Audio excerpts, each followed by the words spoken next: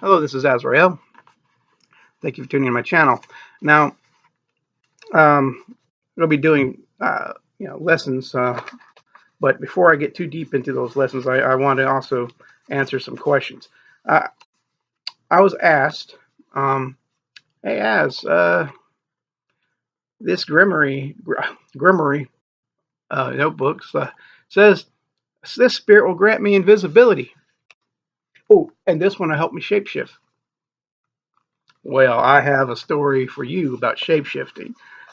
Uh, First of all, I don't mean to burst anybody's bubble or piss anybody off, but you do not physically shapeshift.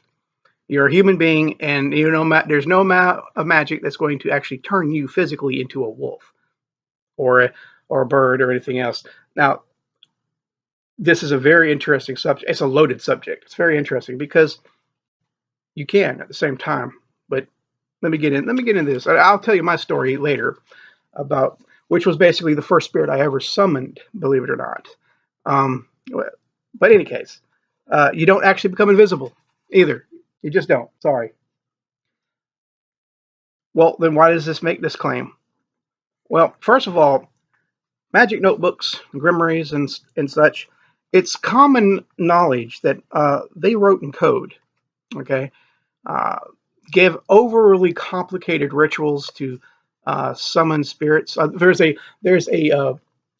magic spell for invisibility, for example, in one of the so-called Dark Pope's Grimoire, where it talks about how it wasn't written by one of the popes. I'm going to clear that out right now. But my bottom line is, it talks about how in order to become invisible, you sacrifice a black cat, and then you take its bone and you put it in your mouth, and it grants invisibility.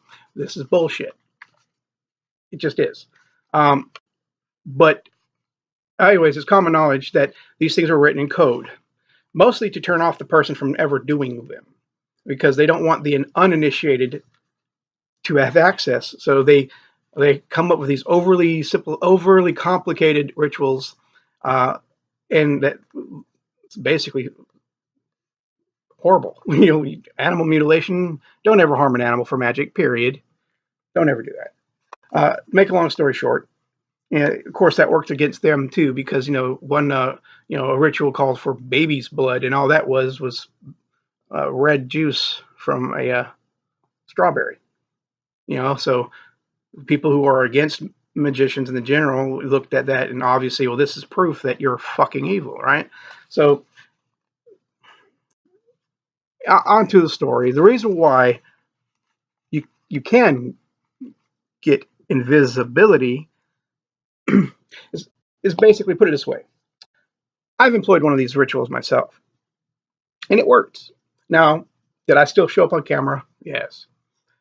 Did people still see me? Yes. Did the target person see me? Could have, but he didn't. Uh, Basically, how this works is that your brain, and this, you could all look this up and on Google and it's science. This is science applied with metaphysics. Your brain disregards over half of the information it receives from your five senses. It just does. It does that because it wants you to be focused on a specific task. When this is how stage magicians fool you and fool people like some of these Christians online, who actually think that stage magicians possess demonic powers granted to them by demons, which is hilarious, because this is how this happens. Is that, again, your brain disregards so much information. It just does. So when you cast a ritual for invisibility, what this does is, towards the target, you become part of that information that is disregarded. It's that simple. You're not actually invisible, but to them, you might as well be. Again, I didn't want. I had a job. I didn't want confrontation, and I had somebody that we didn't like me, and They stood right next to me and did not even know I was there. Did everybody else? Yes. But they walked right past me. Literally, I could have slapped him in the back of the head or took in his wallet, and he would have. I was right there. He didn't see me. So that's how that works. Now let's move on to transformation. And it now you identify you as you, and believe it or not, when you enter the astral realm, you help create part of your reality. You're experiencing it. So you leave your body and you're walking in your own house. You might see a book sitting on your counter that isn't there in the waking world because you partially still influence what you see. Because when you go into the astral realm, you help build your reality. Okay, even when you're in, say, walking in the physical realm as a living spirit or like living ghost or whatever you call them, living apparitions. Um, you might be seen by other people who are in the astral plane or dreaming. But what I'm getting at is that you are you, and your consciousness is so attached to you being you. It's really hard, even though you could place a book there or change the color of your curtains, changing your shape into something else because you identify yourself as a predetermined, 5 fingers, 5 toes individual. Turning yourself into something else on the astral plane, very, very hard to do sometimes. For some, it wasn't for me, not for me, but maybe you, maybe somebody else. Now, you see, there's a guy, there's a werewolf story. See if I can remember his name. Uh, Bill Ramsey, the South End werewolf. Uh, there was he was actually he received exorcisms to try to get this rage out of him. However, why I'm mentioning him is that police officers who arrested him, some of them claimed they saw him transform. What's going on? Well, first of all, the aura around you is made out of energy, and of course, that energy can be shaped. And some people who are sensitive, who will look upon you, uh, might see you change. You physically do not change. They receive this information in a way that I'm about to explain, but astrally. So what ends up happening is that these people, there are like in cults that perform astral travel and transform and like to appear on the physical plane. This might explain a lot of these so-called devil dogs that people see running around. Now, there's one in here in South Carolina, up there uh, in Newberry, little Goshen, little small town, and they claim that there's on this stretch of road sometimes you'll get this white dog about the size of a car chasing you.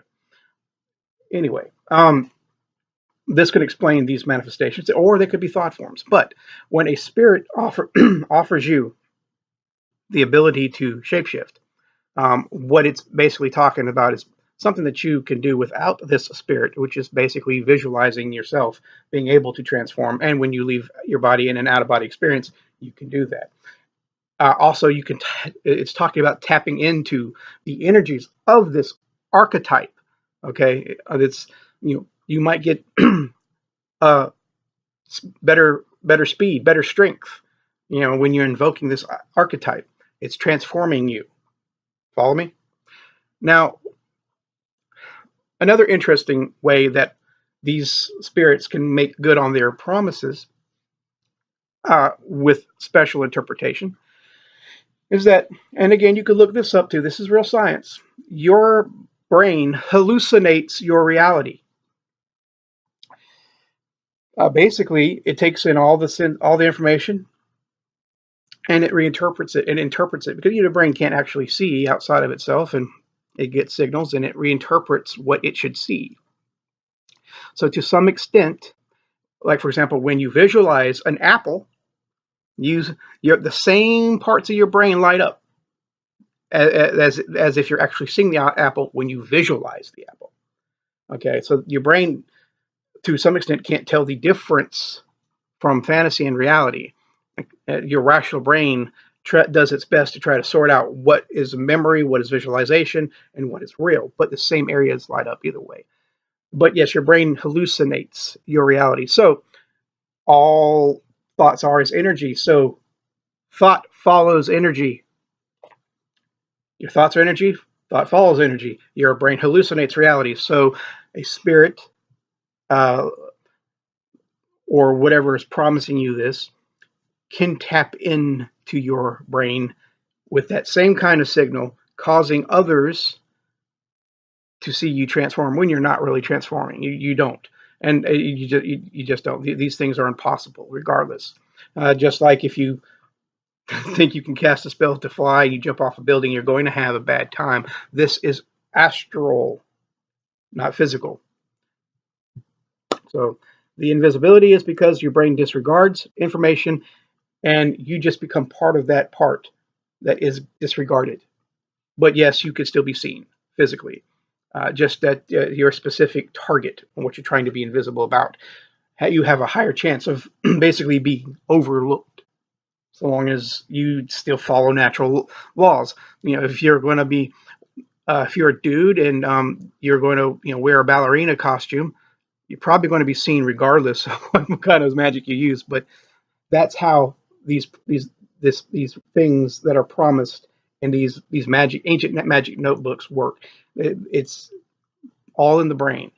Invisibility, you're disregarded, and transformation and such. It's because your body hallucinates the event. So your target person that you want uh, them to see you transform into something stupid, like a werewolf or a werecat, that might happen, but you're not physically transforming. And then again, that person has to be receptive um, to see energies too. So that's one reason why that aforementioned guy that was when he was being arrested and identified somehow like a wolf, some some police officers didn't even want nothing to do with the case because it freaked them out. They thought they saw him transforming, but no, he physically doesn't. So and yes, I actually did get a person asking me for a spell to help transform them into an animal, and they were serious. But so just let you know, natural magic is natural. Anything that happens in manifesting your goal is going to happen through natural causes. And if it is supernatural, again, that's still how the brain is wired. So yeah, that's all I got to say about that. Thank you. Like and subscribe.